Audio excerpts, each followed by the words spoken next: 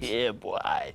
With Long Fallen Dynasty releasing a demo for us recently, I decided to check out the co-op and see if it's worth our time. Souls-like games either have really good co-op or really bad, with very little in between. After a few hours of gameplay, I have to say this one has some excellent co-op.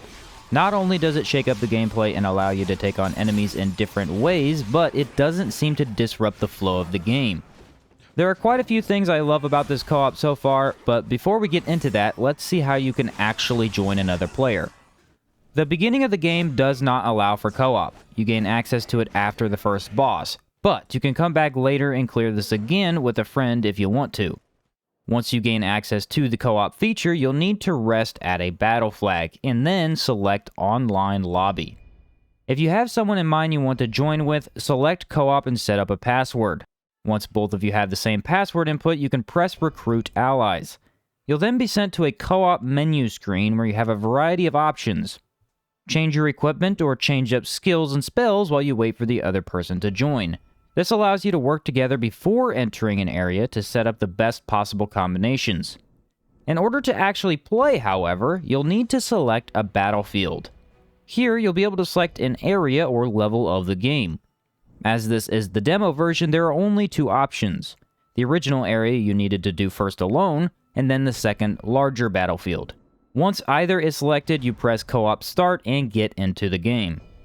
You can also choose to search for random players or add in an NPC to help you out. This process, including the joining with a friend, will cost tiger seals.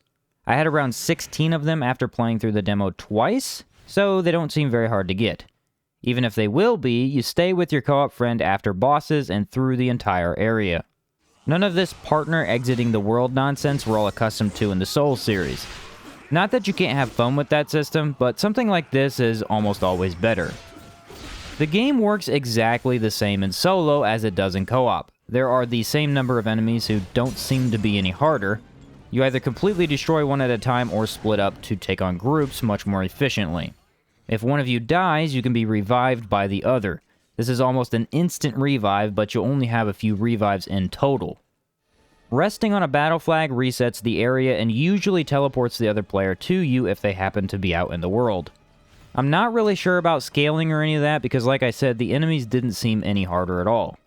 Which brings me to my next point. I'm not sure if this will be the same in the main game as it is in the demo, but the co-op makes the game a lot easier. You don't get multiple enemies fighting only you, and picking off enemies one by one through stealth takedowns is more efficient. Because with another player, you can both take down an enemy even if they're looking at each other. This also adds a bit of challenge though with the deflect system.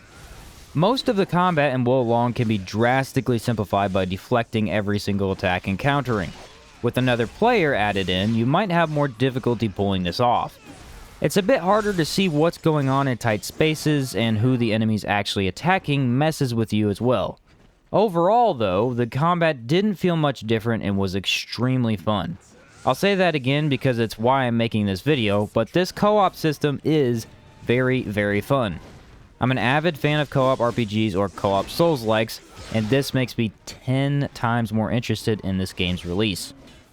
One last thing I want to talk about are the boss fights. They're kind of a joke in co-op, sort of. Now, both of you will get an ult power that destroys enemy health. You can both deflect attacks and drastically reduce an enemy's poise meter. I struggled a bit against bosses running through solo, at least until I figured the game out. But in co-op, they were almost all instantly wins. You can still mess up, and honestly, the boss fights are still a blast. Each rewards both of you with good loot, and both players can use the high-powered attack animations when a monster is stunned. In fact, I think this co-op system allows you to make much better use of the spells. Some spells seem kind of pointless when you can simply deflect, deflect, deflect. However, in co-op, I actually switched to some more long-range spells so I could support when I didn't have the boss's attention. I believe the game also mentioned something about balancing character levels, so if you play with someone much higher than you, they may balance it a bit for your world. All I know is this has a lot of potential to be an excellent co-op game, and I'm very excited to try it when it finally releases. And that's about it for me today, guys, so thank you for watching. I'm usually pretty skeptical about demos as they don't always accurately portray what a game will play like, However, this one feels quite promising, and with a co-op system like this, I think it's got some potential to be one of the best Souls-likes we get this year. So that's it for me, and I'll catch you next time.